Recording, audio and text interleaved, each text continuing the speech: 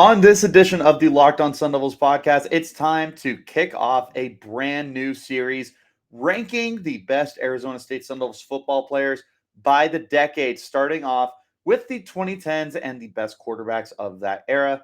Meanwhile, ASU plays a little addition and subtraction as they get a new three-star player to their roster, but unfortunately do lose another player to the transfer portal. All of this on today's episode of the Locked On Sun Devils podcast. You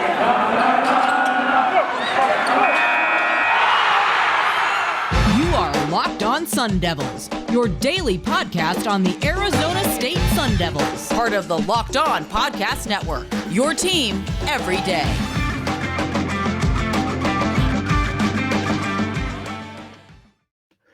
And welcome to the Locked On Sun Devils podcast. My name is Richie Bradshaw, and I will be your guide for everything Arizona State Sun Devils today. This episode of the Locked On Sun Devils podcast is brought to you by StatHero. StatHero is reshaping the way you play fantasy sports with dozens of house-based games to play daily. No sharks, no funky props, just your skill versus the lineups you choose. Sign up today at stathero.com/lockedon. Guys, I'm here to talk to you about everything Arizona State football, basketball, baseball, and otherwise. But to make sure that you get all that content, make sure that you subscribe to wherever you get your podcasts. We are free and available on all platforms, which includes but is not limited to the Odyssey app, Spotify, Google Podcasts, and Apple Podcasts. You can also follow us on YouTube if you would like to see a video format of this podcast. See my beautiful face. Speaking of my beautiful face, you can go ahead and follow me on Twitter as well, at RichieBrads36. Follow the podcast while you're on Twitter as well, at LO_Sun Devils. Now, without further ado, let's go ahead and dive right into this. I'm very, very excited to start the series. This has been one that's been a long time coming. I've been very excited, very, very, very stoked to really start to dive into this because I think it's just such a fun conversation to have. And that's the greatest players of all time. Now, I do eventually want to get to a point where I can talk about all of ASU's players at the same time, but I do think we need to break it down. And the way I'm breaking it down is this. We're going to do the 2010s, the 2000s, and the 90s, 80s, 70s, 60s all lumped together. So essentially the 1900s, the pre-new millennium, I don't know how I want to word that yet, but everything before the year 2000, 2000 to 2009, and 2010 to 2019. Spoiler alert, Jade Daniels doesn't make the list, and not because we're upset with him or anything like that. No, he doesn't make the list because he only played in 1 year of the 2010s. So I'm just going to go ahead and get that out of the way for you guys right now. Now, with that being said, diving into this conversation, there's really only four guys that we can talk about without including Jade Daniels.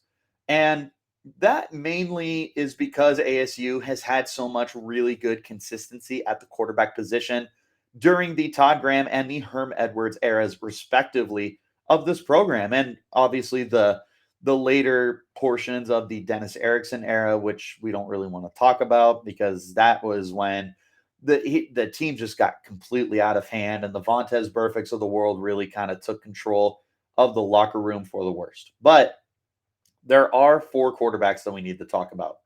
Four really, really quality quarterbacks, too. Like, I had a hard time kind of shuffling these around. Now, number one, I had no issue with. Number one was definitive for me. Anyone who knows anything about me realizes who number one is well ahead of time, but we will get there. We are going to go from 4 to 1. So starting at number 4, maybe going to surprise some people. And not maybe, I'm going to go ahead and say this is going to surprise some people. It's Brock Osweiler. Now, I feel like a lot of people would want to put Osweiler much higher on this list, and I wouldn't necessarily blame them. Osweiler only played in, 25 games for Arizona State. He was only a 1-year starter, but in that 1 year, he did manage to score 29 touchdowns, and he did top the 4,000-yard passing mark. Did have 13 interceptions, so he had a 2-to-1 touchdown ratio. He had 3 more touchdowns on the ground. He was a very quality quarterback for us who played with some solid weapons. He had the end of Garrell Robinson's career. He might have had 1 year with Cameron Marshall. There was a few guys that he got to play with that were quality but not great, and he was able to get the most out of them. But more importantly, he really put an emphasis on Arizona State's passing attack. And I mean, the dude had a rocket attached to his right arm. He was able to sling the ball downfield without any issues whatsoever.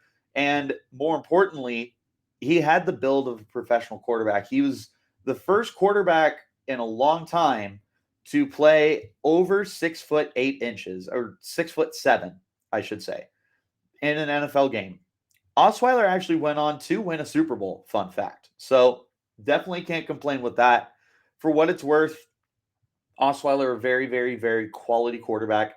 To me, he clocks in at 4, if for no other reason than he was a one-year starter. And before that, he didn't do anything too crazy. Now, his sophomore year, he did manage to throw for just shy of 800 yards and 5 touchdowns to 0 picks in 6 games.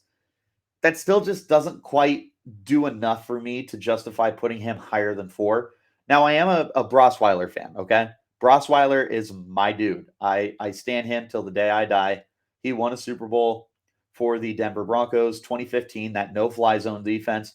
He actually was instrumental in helping to get them there.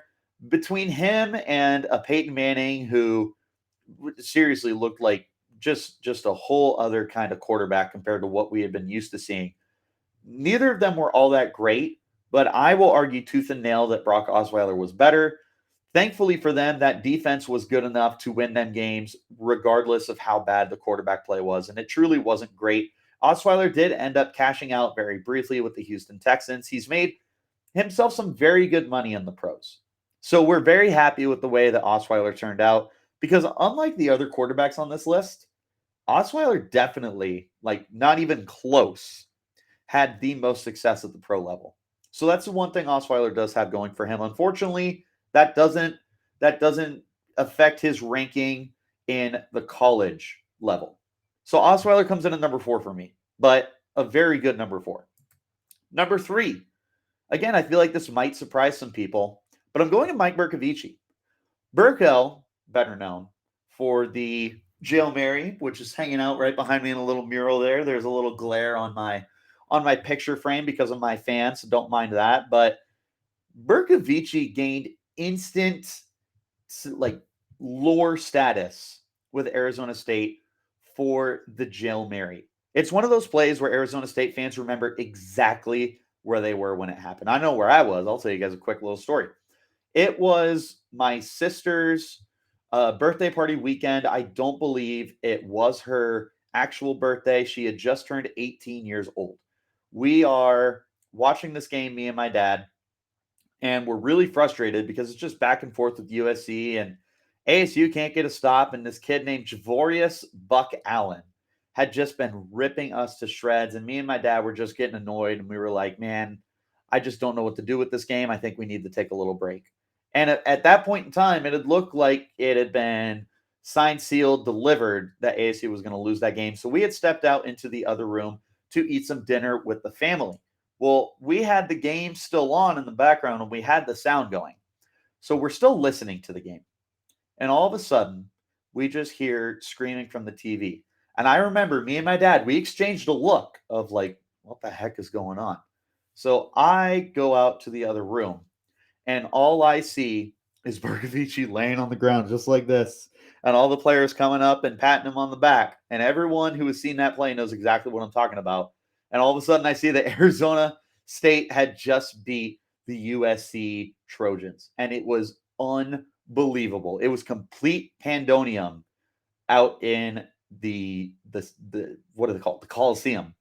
Meanwhile, as soon as I see that, I start screaming, oh my God, we won, we won, we won. My dad comes running out. He starts screaming. I run up to him and I jump on top of him, kind of like Superman like this. And he's holding me up like he's my offensive lineman. It obviously was a lot less extreme in real life, but it certainly felt like it. I felt like Barry Sanders being hoisted up by one of his offensive linemen. Meanwhile, my grandmother, who is another diehard Sun Devils fan, comes out as well at the same time, and she's screaming and she's all excited, and the three of us are having a moment, and the rest of the family comes out and we all get super excited together. But I remember me, my dad, and my grandma just having this absolutely amazing exchange together, and it was so much fun. With that being said, back to the Berkovici deal. The reason he had come into this game was because Taylor Kelly had been injured, and we will talk more about Taylor Kelly later on this list. But Kelly had gotten injured previously in the season, and Berkovici had to come in as relief for him. And in his first ever start for Arizona State against the Trojans, he ended up pulling out this absolutely amazing win with one of the greatest plays in Arizona State history. He actually ended up having a really, really, really quality season. He did throw for just shy of 1,500 yards, 12 touchdowns to 4 interceptions. Quality year, especially considering he only played 8 games and he started maybe 5 or 6 of them. Berkovici was terrific. So much so that going into 2015, he had quite the hype coming around him. 2015 was my first year and only year living on Arizona State campus. The rest of the time, I did a lot of commuting.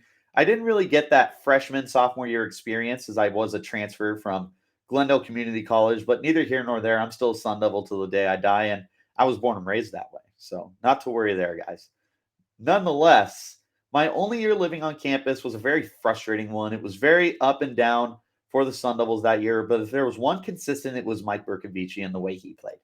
Berkovici had 36 touchdowns in 13 games, 30 of them through the air, and he managed 6 on the ground. And I'll never forget me and my roommates, Justin San, Edgar Gerardo, I think is his last name. Edgar, if I butchered your last name, I'm so sorry, buddy.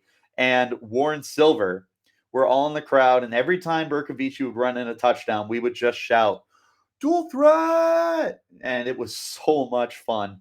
And it truly was just an absolute blast. And I remember there was one game, oh my God, it wasn't Cal Poly, but it was another smaller school where he ran into our end zone and he ran up to the fans and did the forks up sign, and we were all going absolutely nuts. It was so much fun. And Berkovici was a big part of the reason why I had so much fun that year, is he was the one constant to this team. Now, this was also the year that DJ Foster made the transition from running back to wide receiver, so that Arizona State had something out wide because we were dealing with the loss of Jalen Strong.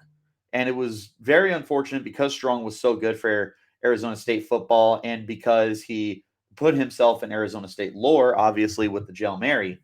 But DJ Foster made the transition out wide. He was still very, very quality.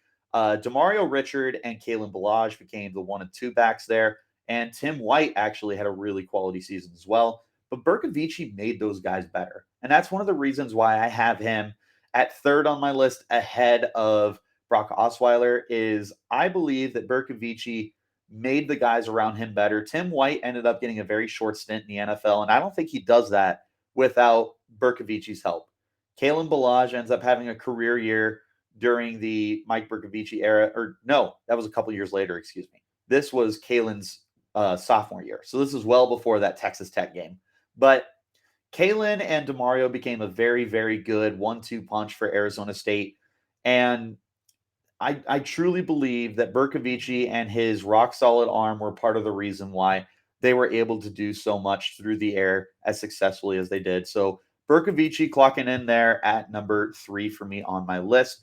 We're going to go ahead and hop into our first break. When we come back, we are going to go ahead and discuss who numbers 2 and number 1 are on my top quarterbacks of the 2010s. This is the Locked On Sun Devils podcast.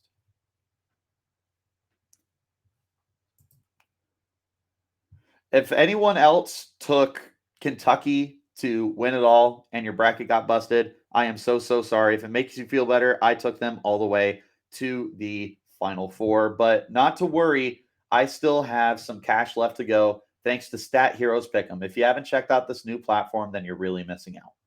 StatHero's NCAA single game Pick'ems pits the star players against each other in an amazing hybrid between fantasy and sports gambling. Take control back from those handicappers that always seem to have the advantage. Start focusing on the players you know best with a gameplay that doesn't rely on big spreads, long odds, or funky props. StatHero gives the advantage, resulting in their gamers winning 4 times more often.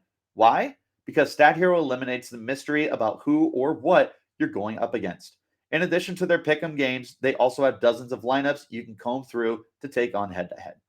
They simply post sets of players for you to take on with a set of players you choose. StatHero is the easiest and fastest way to get your sports action flick fix. The simple, sleek gameplay will have you playing in minutes. This is what daily fantasy was made to be. Check out StatHero.com right now and change the way that you play March Madness. StatHero.com. All right, guys, and as always, thank you so much for making the Locked On Sun Devils podcast your first listen every day. Remember that this podcast is free and available on all platforms. That being said, we're going to go ahead and hop right back into our conversation of the best quarterbacks of the 2010s. In case you missed it, for some reason you decided to skip in the middle of the podcast, ranking 4 guys.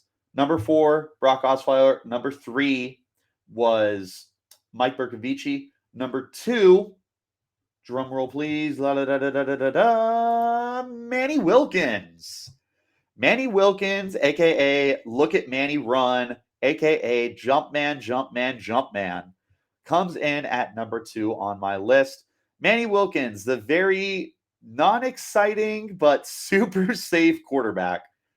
Manny is one of the pioneers of Arizona State Sun Devil quarterbacks being the mobile dual threat guys that they are. Before we had Jade Daniels, we had Manny Wilkins. Wilkins, I believe, is 3rd all-time leading rusher for Arizona State behind Taylor Kelly and behind Jade Daniels. He managed to rush for over 1,000 yards and he scored 20 touchdowns. He scored those 20 touchdowns in a 3-year span. He was just so much fun. He felt like this unbelievably unstoppable force. What's funny is he averaged 2.7 on the ground, but don't let that fool you because college football sacks are counted as rushing attempts. So your sack yards ends up counting against your rushing yards. That's why you'll see a lot of quarterbacks have negative yards. It's the dumbest thing ever. Like, I prefer where the pros do it, where it's like it counts against your quote unquote net yards or whatever the heck they decide to do. College football needs to fix it, but they're never going to fix it. And it is what it is. But I mean, take away some of Manny's losses. He easily was averaging over 4 yards a carry, probably over 5 yards a carry. I don't know if I'd go as far as to say 6, but Manny had a way of doing things. Once a game, seriously, like you could peg him once a game for hurdling a guy. It's where the jump man comes from. It's where the look at Manny run comes from. It was so funny because you would see Manny take off and his defender would start to close in. And as you're screaming, get down, slide, stop, what are you doing? You're going to get hurt. All of a sudden, you just see him Mario leap. This guy just whoop right over him. And you would expect him to punch a brick or something and get a mushroom because, my goodness, he looked like Super Mario out there. He truly did. It was so much fun to watch him, even though it was also exhilarating and terrifying at the same time. Manny was a quality passer as well. He was never that guy who was going to tear you apart with his arm, but he was really, really good at managing the game. And the big claim here is Manny got to play all 3 of his starting seasons with the legendary Nikhil Harry. Nikhil Harry, of course, playing from 2016 to 2018. That was the same 3-year span that Manny Wilkins had as a starting quarterback. And those two made some sweet, sweet music together. Nikhil Harry, obviously a 2-time 1,000-yard receiver in that span. He, I believe, had a first-team All-Pac-12. He was definitely a freshman All-American.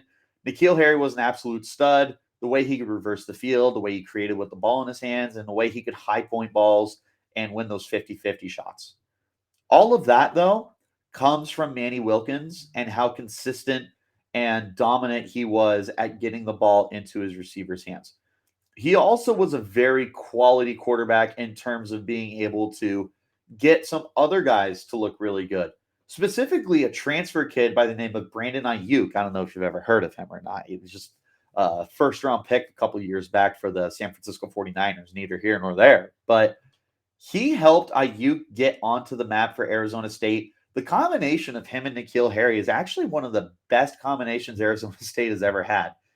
It really doesn't get talked about that much, but particularly when it came to him and Manny, he was really kind of helping Manny open up that deep passing game that Arizona State really didn't have that much. And don't get me wrong, Ayuk was not that 1,200-yard receiver that he was in his final year at Arizona State with Jade Daniels. However, he was as good a number 2 receiver as you could have asked for next to Nikhil Harry. and Manny Wilkins took advantage of those two guys. He managed to throw for over 3,000 yards in each of his final 2 seasons. He also wound up having a career 7.7 yards per attempt, and it basically got better each year. He had a flat 8 in 2017, and it dipped down to a 7.7 in 2018. But he did progressively get better and better as a passer each year, it felt. And Manny was just like I said, did he make everyone around him better? No, I don't think so. But he got the most out of guys. He was one of the reasons why Nikhil Harry was a first-round pick. Truly, is because he put Nikhil in those positions to really show off his go up and get it ability. And they weren't bad balls. It's not like Nikhil was bailing him out. No, they were well-placed balls where Nikhil had to go up and get it.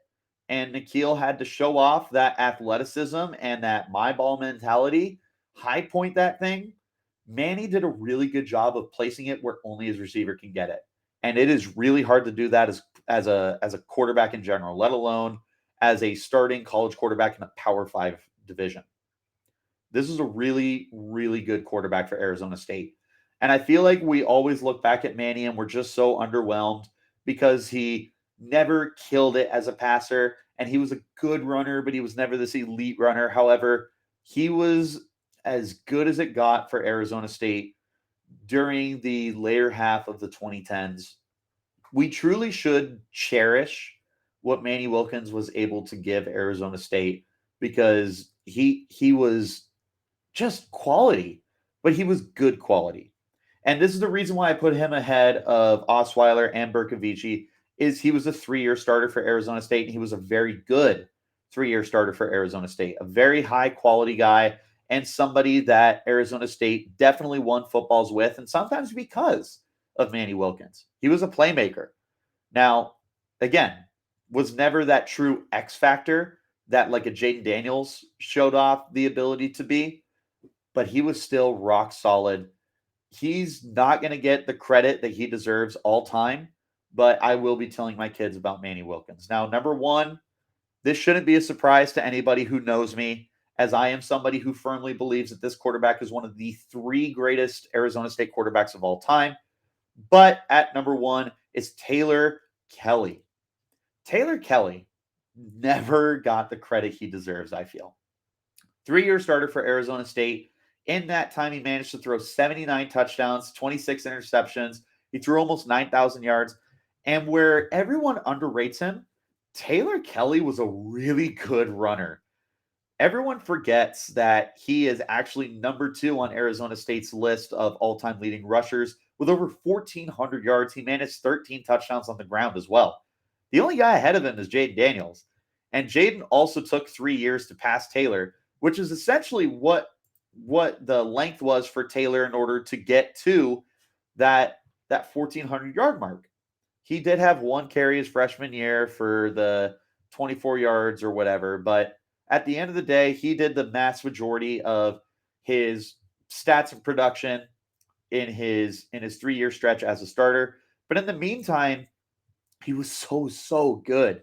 In fact, in 2014, when he had an injury-shortened season and Berkovici had to come in, there were times where, unfortunately, Berkovici was definitely the better option, if for no other reason than health. But in 10 games, he was on his way to having his best season. He threw for 2,100 yards, not an eye-popping number, but he managed 22 touchdowns and just 5 interceptions. It was phenomenal what he was able to do. By the way, 2014 was prime Jalen Strong. 2013 was Jalen Strong's coming out party. Taylor Kelly and Jalen Strong made sweet, sweet music together. And let me tell you what, that is one of the all-time greatest quarterback wide receiver combos in Arizona State history. I will listen to an argument that it is the best. Taylor and Jalen were terrific together. What I just said about Manny and Nikhil, 10 times better was Taylor Kelly to Jalen Strong. Now, you can probably call me out for that because you can pull up the numbers, you can pull up statistics, this, that, and the other. It was a lot more effective because ASU was winning a lot more football games. Because everyone forgets in 2013, this was Nikhil's first year with Arizona State, the team won the Pac-12 South. It was a really, really big deal.